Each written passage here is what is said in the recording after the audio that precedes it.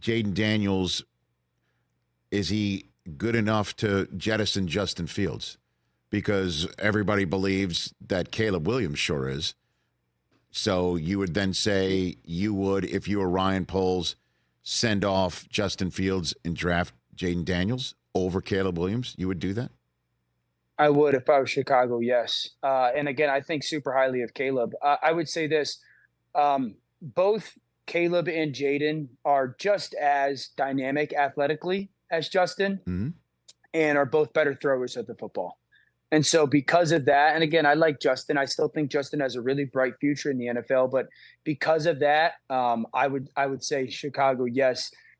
Take quarterback one, and again, I think I would go with Jaden. I still think Caleb's a tremendous talent, and the context. I was actually talking with Daniel Jeremiah. Obviously, you guys crushed it this past weekend again, and Thanks. he's so good at his job. But I was talking with him about it the other day, and it was a great conversation because all the things I said just now to you about Caleb, he was like, go back and watch last year, meaning 2 seasons ago when they had a little bit more talent around them. And so for me, Rich, it's not the knock on Caleb. It's more of when I watched Jaden, it just kept elevating and elevating for me what the opinion of what I had of him was. Well, but then this is the second part of it too, is for Chicago though, and this is the part where Ryan Poles needs to clearly remove this from his thinking, but I'll throw it out there anyway, is they traded up for Trubisky and left Mahomes on the board, and here's a guy who looks the most like Mahomes that I've seen in quite some time, and you're going to leave him on the board for Jaden Daniels when this is clearly Mahomes' league and everybody's looking for the next Mahomes, and it sure looks like it's Caleb, right? Yeah. I mean, Caleb definitely has that playmaking ability, that suddenness. It's not like Jaden is, Joe Flacco either now. I mean, his, no offense to Joe, but like this young man. I hear you. That's one of the things, Rich, too, is, 5-6 years ago when we were doing, talking about quarterbacks, you would say, man, this guy's a great athlete and playmaker, and it would be this differentiator. It's not anymore. They all are.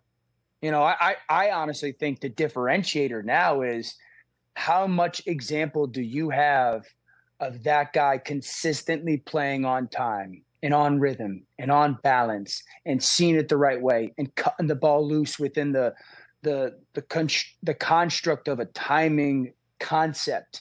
Because I've talked about this, Rich, the NFL is cyclical. So it's starting to look a lot like now what it did in the early 2000s quarterback play is you're going to have to be super efficient with your pass game. You're going to have to get the ball out on time.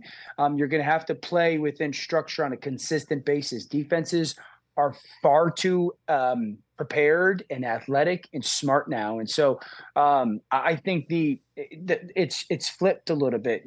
I think the more examples you have of guys, and you just have more, I have seen more examples of this from Jaden that are, I could take that. Yep. It's going to happen on Sundays. Yep. It's going to happen on Sundays. Than I can from Caleb. And I caveat that with, I was surprised with how poor USC was on the outside this year. And so I don't know if he had a ton of examples or opportunities to do that. Catch the Rich Eisen Show every single day on the Roku channel, 12 to 3 Eastern, for free.